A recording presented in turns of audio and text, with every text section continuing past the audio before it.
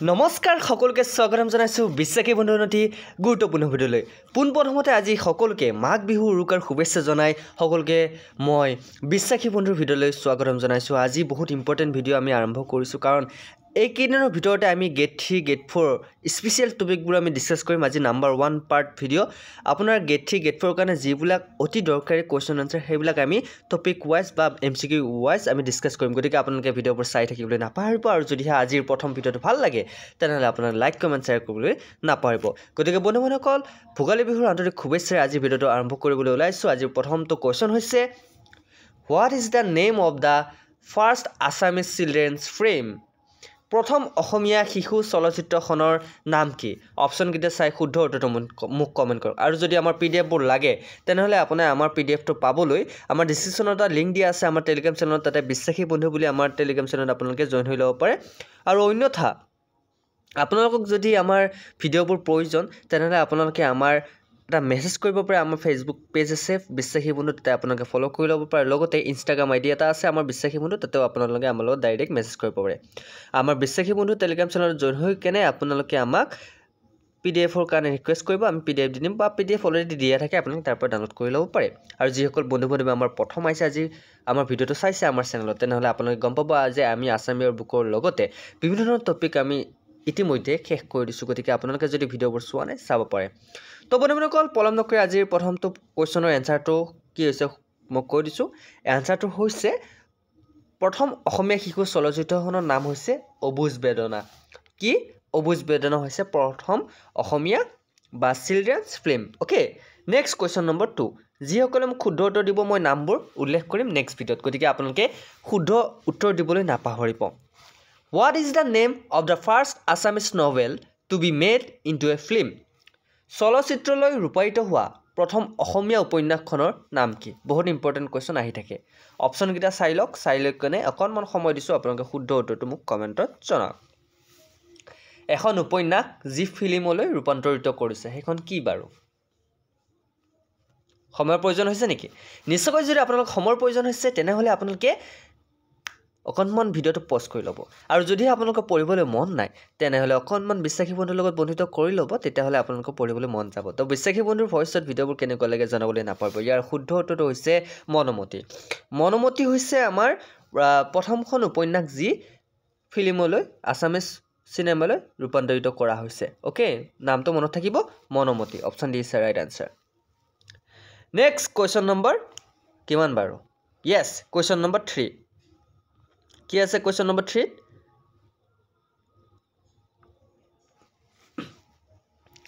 For which book did Bhavendranath Shoikia win the Sahitya Academy Award? Bhavendranath Shoikiai কোনখন গ্ৰন্থৰ বাবে সাহিত্য academy বঁটা লাভ কৰিছিল ইন্টাৰেষ্টিং কোৱেশ্চন আৰু এইবিলাক কোৱেশ্চনৰ পৰা আপোনাৰ আসাম ডাইৰেক্ট ৰিক্ৰুইটমেন্টৰ গেট 3 গেট 4 কাৰণে কোৱেশ্চন আহিব গতিকে এই কেইটা সিৰিজ আপোনালোকে চাবলৈ নাপাৰিব আজিৰ পৰা ষ্টাৰ্ট কৰিছো বিহু বুলি আজি প্ৰথমটো ভিডিঅ' গেট 3 গেট 4 কন্টিনিউয়াছলি আপুনি ভিডিঅ' পাব ওকে চাবলৈ নাপাহৰিব বিশ্বাসী বন্ধু ইয়াৰে শুদ্ধ উত্তৰটো হৈছে ভৱেন্দ্ৰনাথ শইকীয়াৰ এইখন হৈছে গ্ৰন্থ শৃংখল নামৰ গ্ৰন্থখন হৈছে ভৱেন্দ্ৰনাথ শইকীয়াই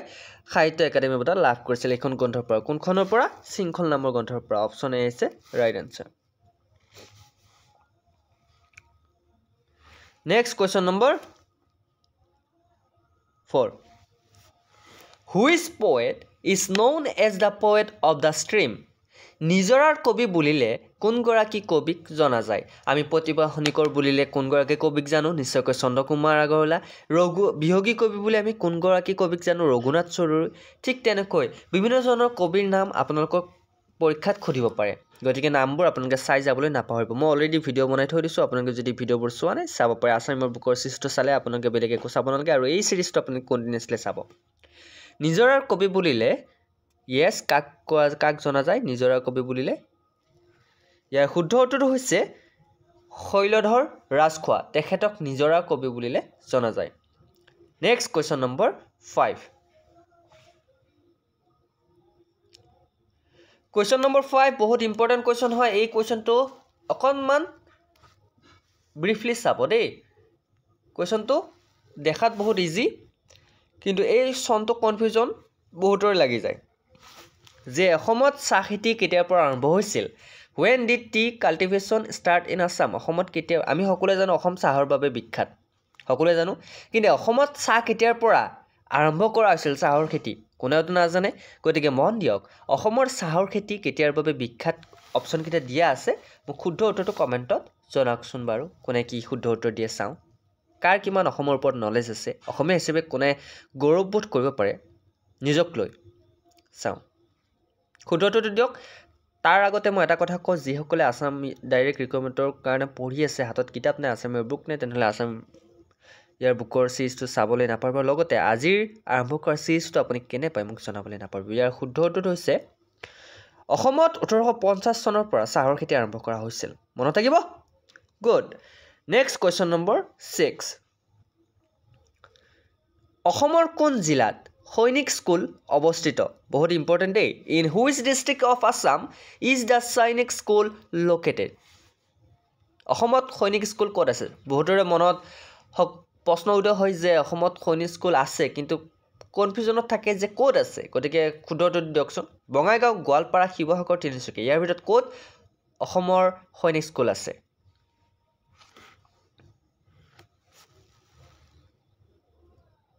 কনফিউজন হৈছে নে এতিয়া যদি কনফিউজন হয় পিছত কি কৰিব এক্সামৰ কাৰণে বেছি সময় নাই বহুতে ভাবি আছে যে বহুত সময় আছে ইমানো সময় নাই গতিকে পঢ়িবলৈ আৰম্ভ কৰিছে নে নাই নাজানো কিন্তু পঢ়ক ইয়াৰ শুদ্ধ উত্তৰটো হৈছে গোৱালপাৰা ডিষ্ট্ৰিক্টত কি আছে সৈনিক স্কুল আছে ক'ত আছে গোৱালপাৰা ওকে অপশ্যন বি আছে ৰাইট আনসাৰ ক'ত আছে সৈনিক স্কুল গোৱালপাৰাত নেক্সট কুৱেশ্যন নম্বৰ 7 অসমৰ ক'ত গৰম পানীৰ উহ আছে মানে where is the hot spring in Assam গৰম পানী ক'ত আছে গৰম পানীৰ উহ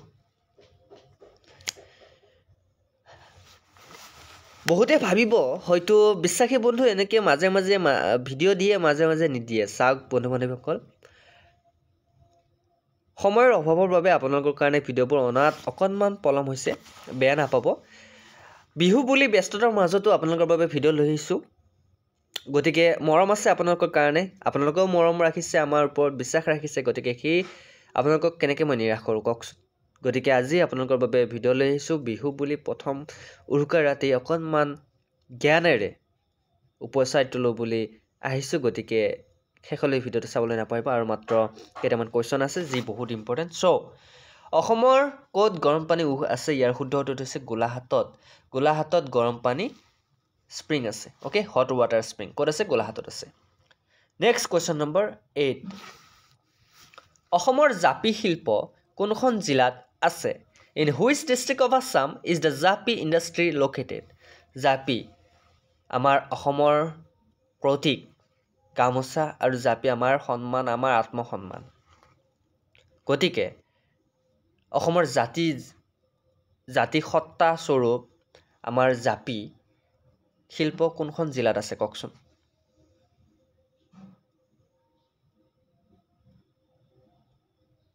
ইয়াৰ শুদ্ধ উত্তৰ হৈছে নলবাৰী জিলাত জাপি শিল্প আছে ক'ত আছে জাপি ইণ্ডাষ্ট্ৰি নলবাৰী জিলাত আছে গুড মনত থাকিব নেক্সট কুৱেশ্যন নম্বৰ 9 অসম সাহিত্য সভাৰ প্ৰথম অধিৱেশন ক'ত অনুষ্ঠিত হৈছিল where was the first session of the Assam Sahitya Sabha option কেইটা দিয়া আছে তলত চাই লওক option A Sivasagar option B Tezpur option C Nagaon option D Barpeta ইয়াৰ ভিতৰত অসম সাহিত্য সভাৰ প্ৰথম অধিৱেশন ক'ত হৈছিল মোক কমেণ্ট কৰি জনাওক The right answer is Sivasagar শিৱসাগৰত অসম সাহিত্য সভাৰ প্ৰথম অধিৱেশন হৈছিল গতিকে অপশ্যন এ আছে right answer next question number question number 9 ক'লো আমি লাষ্ট কুৱেশ্যন এইটো আজিৰ প্ৰথমটো ভিডিঅ' অকণমান চমু কুৱেশ্যন আনসাৰ লৈ আহিছোঁ ভিডিঅ'টো যদি ভাল পাইছে তেনেহ'লে নেক্সট পাৰ্টটো আনিবলৈ যদি কমেণ্টত কয় নিশ্চয়কৈ আনিম চ' আপোনালোকে মৰম দিব বুলি আশা কৰিছোঁ উপন্যাস সম্ৰাট বুলিলে কাক বুজা যায় who is the empire of novels উপন্যাসৰ সম্ৰাট বুলি কাক কোৱা হয় ৰজনীকান্ত বৰদলৈ সৈয়দ আব্দুল মালিক অতুল চন্দ্ৰ হাজৰিকা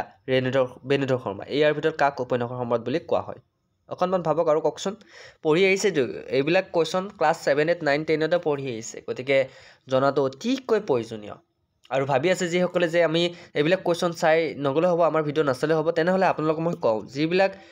100% বেয়া ভিডিঅ' চোৱাতকৈ এটা যদি নলেজেবল ভিডিঅ' মোৰ ভিডিঅ' বুলিয়ে নহয় বেলেগৰ ভিডিঅ' চাই উপকৃত হ'ব লাইফত কিবা এটা শিকিব পাৰিব অ'কে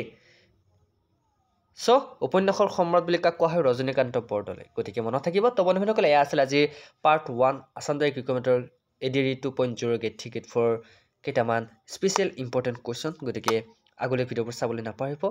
সকলোকে বিহুৰ আগতীয়াকৈ শুভেচ্ছা জনাই উৰুকাৰ ৰাতি সকলোৱে ভালকৈ এনজয় কৰক চেলিব্ৰেট কৰক হেপী বিহু ইন হেপী উৰুকা চ' মোৰ লগত একেলগে কওক